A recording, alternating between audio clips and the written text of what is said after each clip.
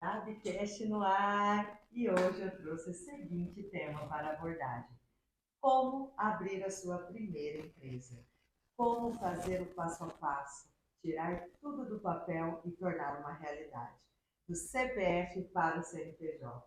Então é sobre isso.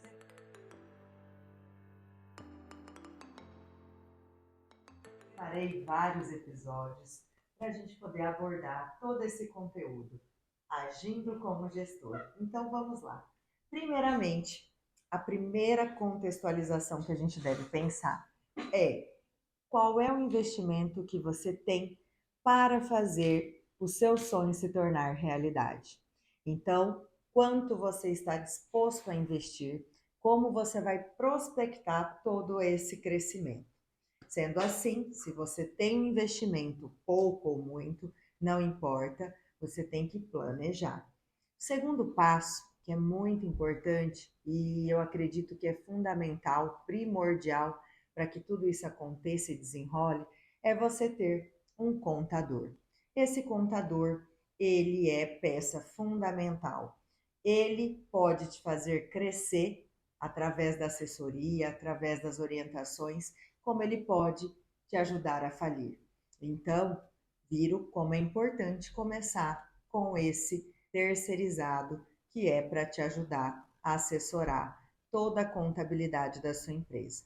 Bom, sendo assim, o contador é que vai fazer todo o levantamento, todo o registro da sua empresa em relação à documentação necessária, abertura de empresa, tudo burocrático que muitas vezes a gente não tem conhecimento e não temos acesso. Então, esse contador, que é um parceiro nosso, um aliado, ele vai te ajudar a entender o que você tem de proposta e vai te orientar a escolha dos quinais, os que são os ramos de atividade que a gente atua, e vai fazer o processo, abertura na prefeitura, fazer todo o levantamento de documentação para a vigilância sanitária e dar as entradas e dar os processos, ok?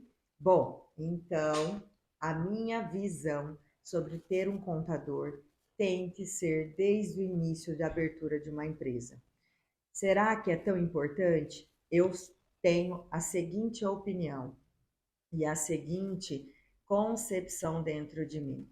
Quando a gente tem um profissional que faz tudo isso acontecer, que ele nos orienta, que ele faz com que a gente abra uma empresa da maneira correta, é lógico que esse investimento é um investimento inicial e depois mensal, para que ele possa assessorar a sua empresa.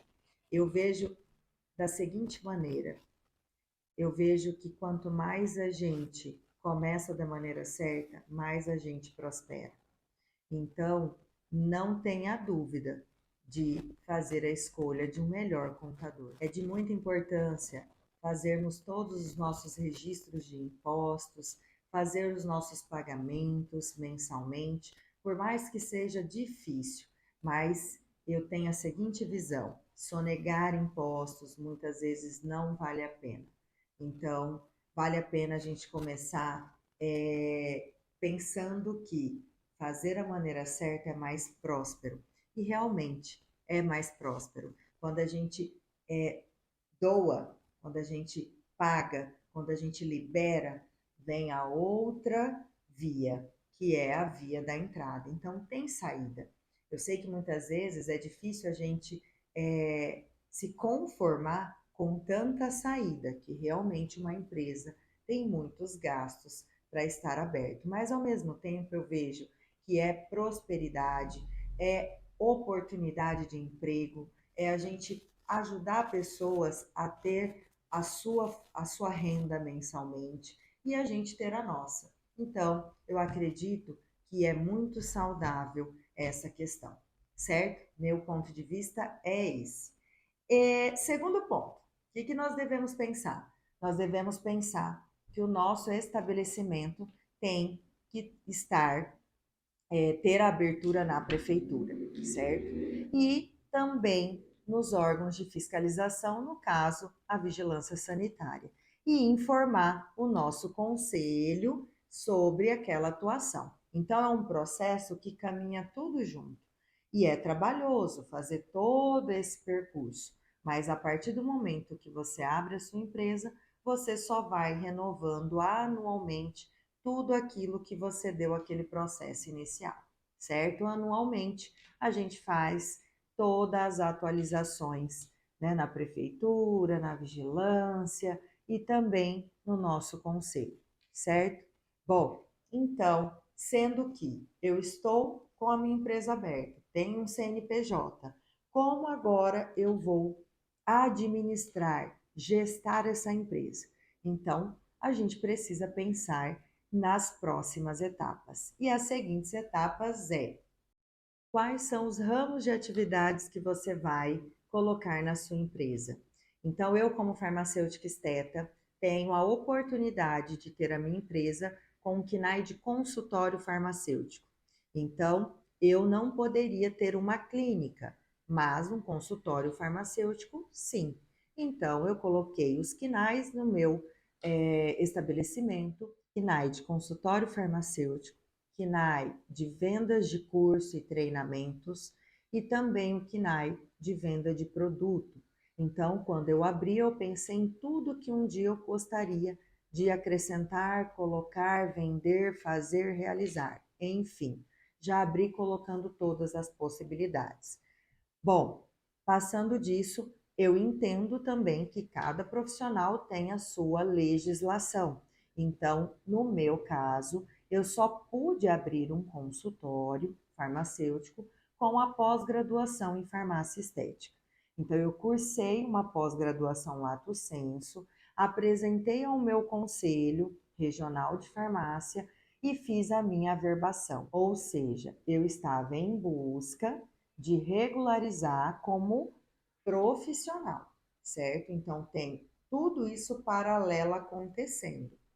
Então, fiz a averbação no meu conselho e nesse processo, vou fazer um parêntese, eu sempre conto uma história, eu fiz parte do conselho logo quando eu estava cursando a pós-graduação. Então, por eu ter sido a primeira farmacêutica esteta de Campo Grande, a segunda do Mato Grosso do Sul, eu tive a honra de participar como presidente do grupo técnico de farmácia estética do Conselho Regional de Mato Grosso do Sul e fiz por 3 anos um trabalho voluntário, trabalhando com a fomentação dessa área, indo até as universidades, faculdades, palestras, tanto aqui no Mato Grosso do Sul como fora, participando de eventos e fazendo a nossa área crescer, o nosso papel como cidadão e também como profissional. Quando eu concluí a pós-graduação de farmácia estética, foi em 2017, eu já estava nesse cargo de presidente da comissão por ser a primeira a ter esse registro, a conseguir finalizar primeiro que outras pessoas. Então, fui pioneira, fomentei muita área no Mato Grosso do Sul e me fortaleci hoje com muito mais pessoas formadas devido ao incentivo, devido a ser professora em pós-graduação, em universidade, em faculdades, enfim. Então, desempenho também esse papel de levar o conhecimento para os profissionais que estão em formação e os acadêmicos que buscam a sua primeira formação. Sendo assim, estou habilitada em farmácia estética e aí sim que eu pude abrir o meu estabelecimento. Então, tudo isso tem que estar diante dos pré-requisitos que cada conselho exige. Bom, então, feito isso, eu empreendi na área da estética, abrindo o meu primeiro consultório, uma sala de 11 metros quadrados, e logo em seguida eu fiz a contratação de um contador. Na verdade, eu não tinha condições mensalmente de ter essa despesa. E aí eu fiz a abertura, porém, logo adiante eu senti muita necessidade, devido aos impostos, devido à regularização, a ser informada, a deixar tudo funcionando, até porque a gente faz o uso muito de pagamento pelo CNPJ. Então, isso precisa ser contabilizado, precisa ser declarado. Então, a gente precisa fazer tudo da maneira mais confiável possível. E aí, gente, o que que acontece? Precisamos também atender às exigências da vigilância sanitária. Então, só para vocês entenderem, a vigilância sanitária, ela fiscaliza o estabelecimento. O conselho fiscaliza o profissional, certo? E o contador te ajuda em todo esse cenário burocrático, fiscal, né, de contabilidade. E aí, fiz toda a junção disso e atendi os requisitos da vigilância sanitária. Então, a vigilância vem, fiscaliza seu ambiente, você apresenta um projeto, onde esse projeto contempla tudo que você pensou em fazer, porém pode ter ajuste, porém você pode escolher fazer esse projeto já junto para que você não tenha um investimento desperdiçado por alterações exigidas. Então, qual é a exigência da vigilância sanitária? Você tem que estar a par. Não adianta a gente querer tudo maravilhosamente lindo se ao chegar à fiscalização para aprovar o seu prédio, o seu projeto, o seu espaço, e ele diz: agora a gente precisa adequar. Isso aqui pode, isso aqui não pode, tira isso, troca isso, passa tudo com o aval de um fiscal, de uma assessoria, enfim. Então, temos sim uma estrutura adequada, nós temos vários outros serviços terceirizados que a gente precisa ter contrato anualmente, renovar, fazer todas as atualizações de documentos. Então, a segunda etapa desse vídeo é falar sobre a estrutura do estabelecimento. Então, agora vocês entenderam o que é necessário e agora a gente vai para a estrutura na parte 2 desse episódio.